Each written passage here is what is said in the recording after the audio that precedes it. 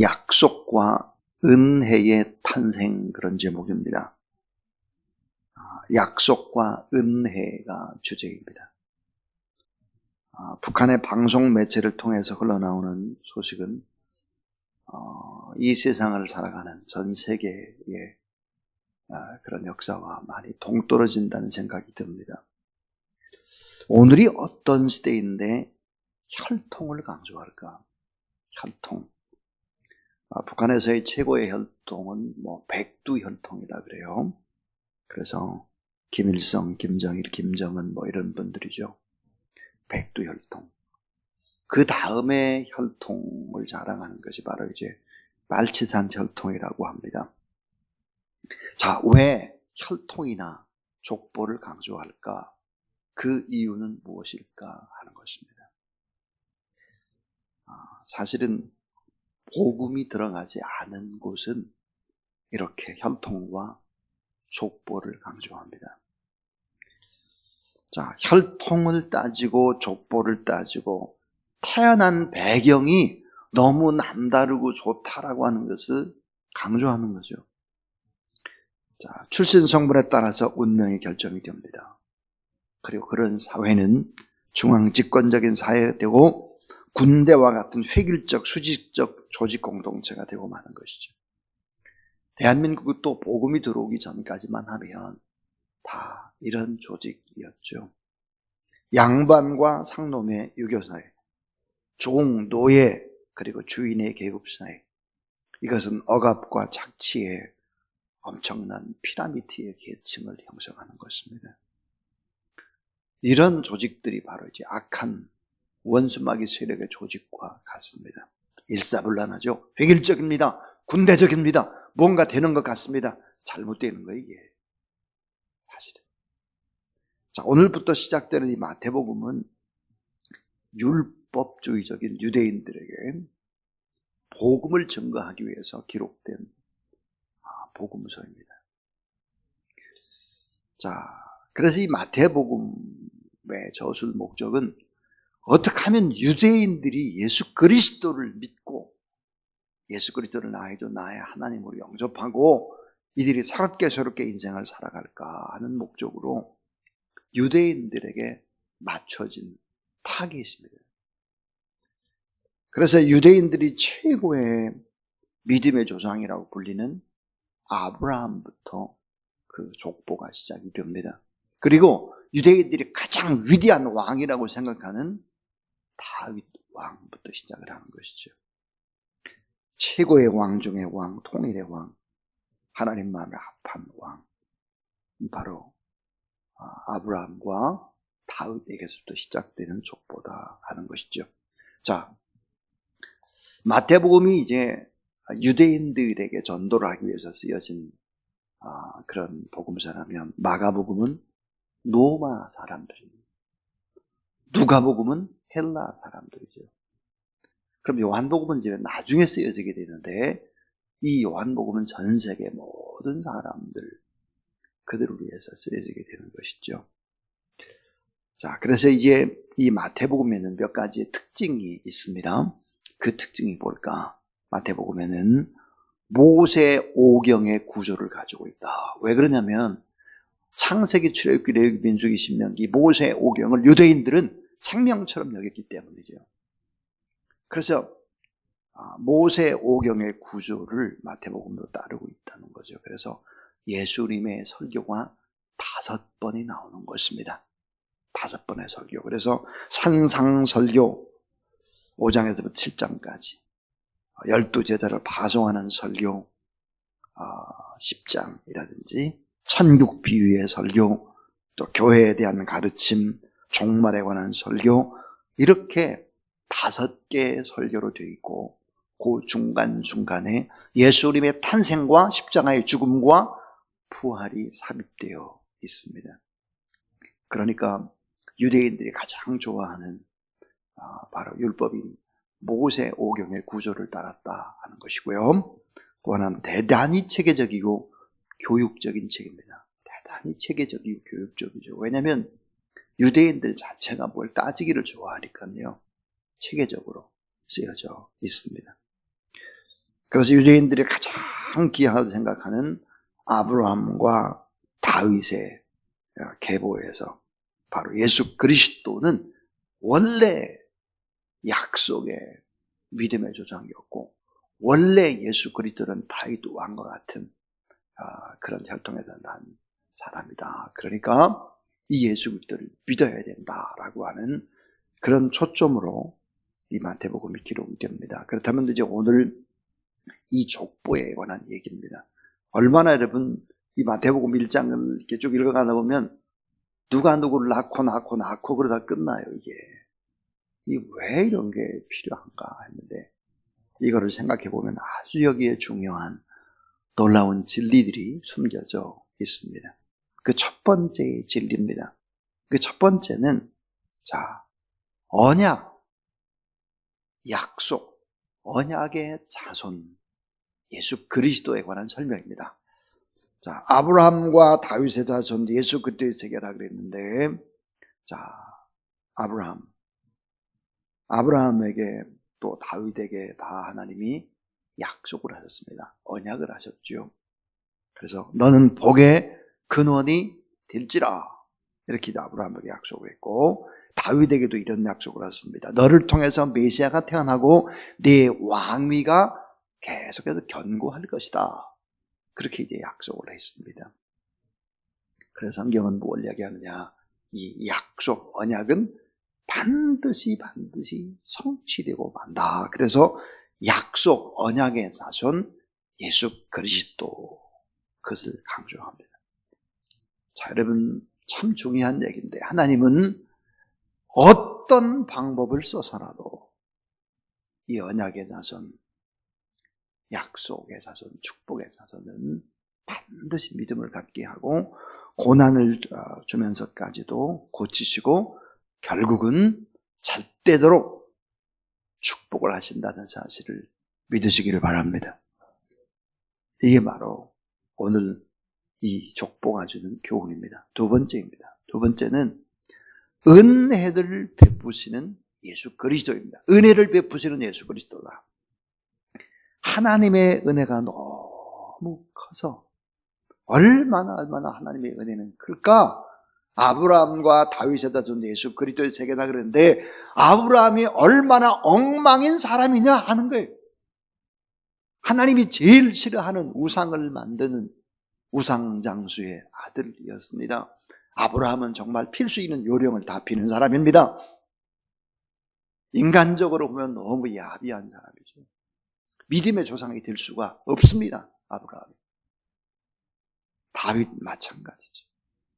10계명 가운데 3계명을 동시에 범하고 우리아의 밧세바를 통해서 범죄하고 결국은 우리아를 죽이는 엄청난 일들을 저지르는 것입니다. 어떻게 여러분 믿음의 조상이 될 수 있었겠습니까? 하나님의 은혜 때문입니다. 하나님의 은혜는 이런 형편없는 날을 통해서 구원을 이루실 만큼 은혜가 크시다. 오늘 우리도 마찬가지. 이 자리까지, 또 방송으로 예배드리는 자리까지 우리를 인도하신 하나님의 은혜가 너무너무 크다. 그래서 은혜를 베푸신 예수 그리스도에 관한 이야기입니다. 근데 이 세 번째가 제일 중요한데, 이 세 번째는 능력의 왕, 메시아, 예수 그리스도입니다. 이 마태복음은 예수 그리스도를 누구라고 하느냐? 왕이라고 합니다. 왕. 예수 그리스도는 왕 중의 왕, 능력의 왕, 그분은 메시아다라고 하는 것을 강조하는데요. 오늘 이 17절 말씀을 보니까 14대다 그랬어요. 14대씩 새 계보가 나옵니다. 그 14대는 무엇을 의미할까 하는 거예요.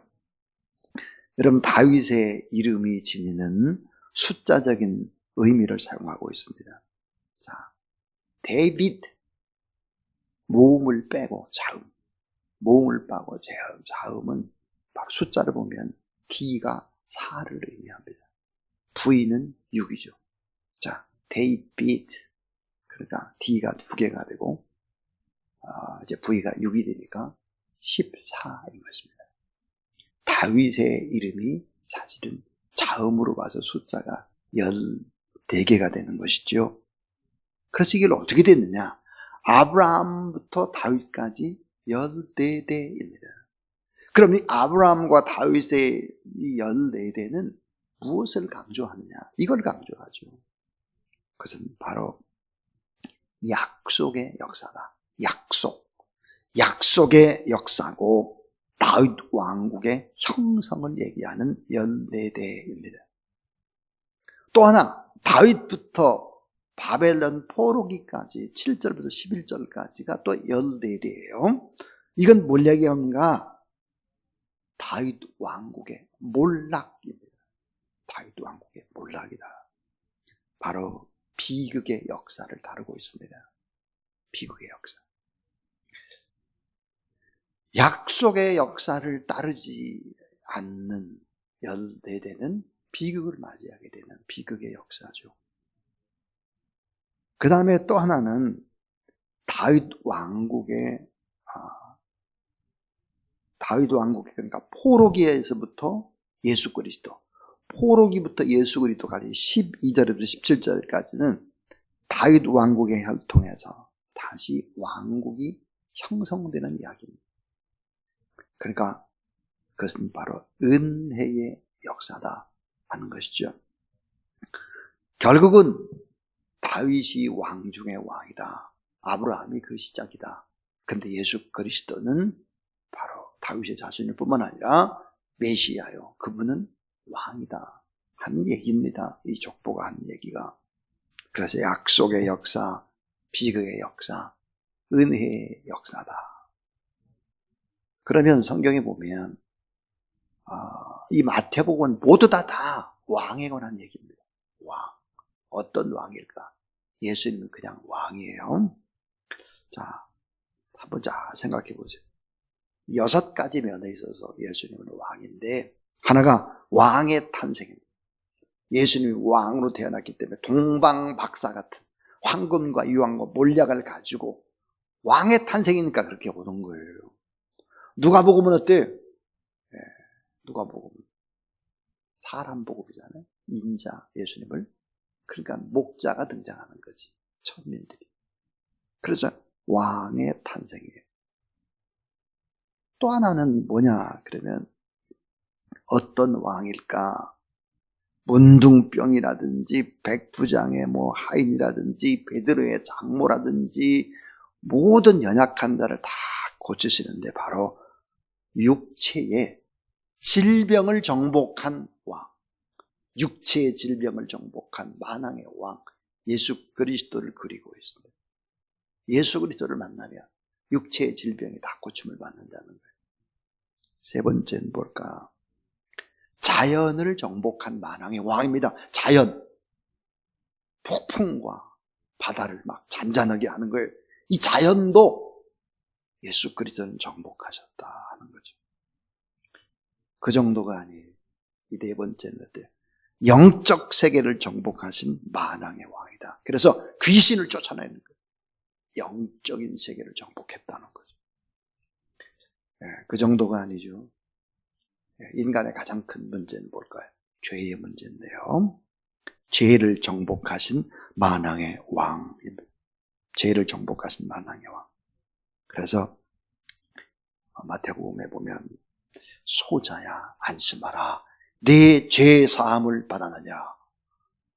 이 죄를 정복한 만왕의 왕이라는 거예요. 그 정도가 아니라는 거예요. 예수님은 죽음을 정복한 만왕의 왕이다. 회당장 야이로의 딸을 어때? 살려내요. 죽은 자를 막 살립니다. 이게 뭐죠? 다 왕의 탄생, 질병을 정복하신 만왕의 왕, 자연의 세계를 정복하신 만왕의 왕, 영적 세계 영계를 정복하신 만왕의 왕, 죄를 정복하신 만왕의 왕, 죽음을 정복하신 만왕의 왕, 인간의 운명을 다 은혜로 새롭게 만들 수 있는 만왕의 왕. 그러니까 이 마태복음은 왕에 관한 얘기. 예수 그리스도를 전부 다 이런 왕. 그 다음에 이제 마지막 네 번째 이야기입니다. 이 마지막 네 번째는 따라하세요. 생명의 탄생과 기적. 생명의 탄생과 기적의 예수 그리스도를 말씀하고 있습니다. 자, 마태복음의 족보, 오늘 이 본문 속에서 가장 많이 나오는 단어는 뭘까요? 낳고입니다. 누가 누구를 낳고. 여러분이 낳고를 그냥 읽으면 안 되는 거예요. 성경은. 이거를 창세기 5장 구약의 족보와 비교하면서 읽어보면 놀랍습니다. 창세기 5장의 족보는 뭐예요? 죽고. 마태복음 1장은 낳고. 창세기 5장의 족보는 죽었더라. 오늘 보면은 낳았더라죠. 이걸 무심히 보면 안 되는 거죠. 죽고가 아니라 낳고 낳는 것이 복음이다 하는 거예요. 새로 태어나는 것이 복 중에 복이다 하는 것이지. 예수 그리스도를 믿으면 그래서 나이가 70이든 80이든 90이든 꿈을 꿉니다. 꿈. 죽고가 아니에요. 낳고죠. 예수 그리스도를 영접을 하면 어떻게 될까요? 생명이 잉태되는 것이지. 그래서 영원한 산출, 영원히 나이가 많이 들어도 아이를 낳을 수 있습니다. 그 얘기 뭘까? 복음을 전거하면 영적인 산출이니까요. 자, 크리스찬들에게는 성경에 보면 예수를 믿는 크리스찬들에게는 죽음이 없다고 말하죠. 계속해서 생명이 잉태되기 때문입니다. 그래서 요한복음 11장 25절 26절 나는 부활이요 생명이니 나를 믿는 자는 죽어도 살겠고 무릇 살아서 나를 믿는 자는 영원히 따라하세요. 영원히 죽지 아니하리라. 그 다음에 뭐예요? 이것을 내가 믿느냐 하는 거예요. 이것을 내가 믿느냐. 신앙생활 잘해야 돼요. 정말로. 성경이 뭘 얘기하는지를 잘. 마태복음 1장을 그냥 계속 읽고 100번 읽고 이런 진리들을 깨달아 알 수 있느냐? 불가능합니다. 자, 우리 또 결론은 이거예요. 자, 참 죽고 싶다. 살고 싶어야죠. 영원히 살기를 원하는 것이 크리스찬의 삶입니다. 아브라함의 자손, 다윗의 자손, 우리의 영원한 왕 되신 예수 그리스도, 그분은 생명의 축복의 영광이죠. 그래서 오늘 이 본문에 보면 그동안에 몇 번 얘기했던 가능성이 없이 태어난 사람들, 다말이라든지 라합이나 누시나 우리아의 아내 밧세바나 이런 사람들 대체 가능성이 없어요. 가능성이 없는데 어때요? 하나님이 사용하죠. 전적으로 이분들은 어때요? 다 타락했어요. 가능성이 전혀 없는 운명이 정해져 있는 이방인이에요. 소망을 상실한 사람들이에요. 약한 자, 없는 자입니다. 타락한 자들입니다. 이런 자들도 하나님이 쓰실 수 있다는 거죠. 왜 이렇게 하실까? 그 이유는 간단합니다. 우상장수의 아들, 정말 비겁한 사람, 정말 담대하지 못한 아브라함, 다윗 같은 사람, 다말, 라합, 룻, 밧세바, 우리 같은 사람, 이런 사람, 왜 이런 사람들을 들어 쓰실까 하는 거예요. 그 이유는 나를 자랑하지 않고 나는 이렇게 형편없는 사람입니다. 나는 안 될 사람입니다. 근데 하나님의 은혜로 이렇게 쓰임을 받고 있습니다. 그리고 예수 그리스도만 자랑하는 거예요. 예수 그리스도만 자랑하는 그런 여러분 되길 주의 이름으로 축원합니다. 예수 그리스도를 믿으면 어떻게 될까요? 결론은 이거예요. 두 가지의 복을 받을 수 있습니다. 하나가 아브라함의 복을 받을 수 있어요. 아브라함의 복. 그러니까 아브라함의 복이 뭡니까? 자손이 잘 되는 거예요. 자손이. 그래서 그 자손이 어떻게 잘 되나요? 생육하고 번성하고 충만한 거예요. 생육, 번성, 충만. 이게 아브라함의 복이에요. 우리 가정이 잘 되고 뭐야? 가문이 잘 되는 거죠, 이거. 좀 더 크게 말하면 나라가 잘 되는 거예요, 이게. 아브라함의 복입니다, 이게. 근데 하나님은 그런 정도의 복에 미치는 것을 원치 않아요. 나만 잘 살고 우리 가문만 잘 되고 우리 나라만 잘 되는 걸 하나님이 결코 원하지 않아요. 그래서 또 하나의 복이 뭘까 그러면 바로 다윗의 복입니다. 다윗의 복. 이 다윗의 복이라고 하는 것은 다스리고 정복하고 그래서 하나님의 나라를 완성하는 거예요. 다스림, 정복, 완성. 꿈꾸는 거죠. 그래서 바로 이제 우리나라가 잘 돼서 다른 나라에게 복음을 전하고 다른 나라도 품고 나가는 우리 집안만 잘 되고 우리나라에만 잘 되는 것이 아니라 전 세계적인 인물이 예수 그리스도를 믿을 때 나오게 된다는 사실을 믿으시기 바랍니다. 큰 사람이 돼야죠. 가능하나 큰 역사를 이룰 수 있어야죠. 그게 바로 다윗의 복이에요.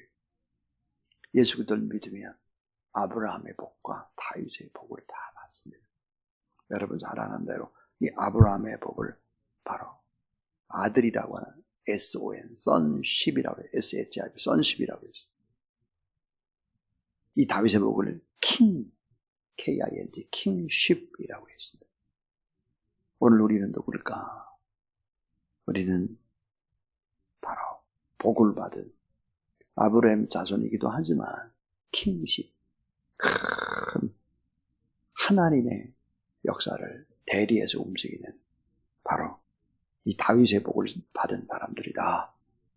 이런 생각을 하고 이 마태복음을 한번 쭉 다시 읽어보게 되면 마태복음이 바로 이런 하나님의 말씀이구나.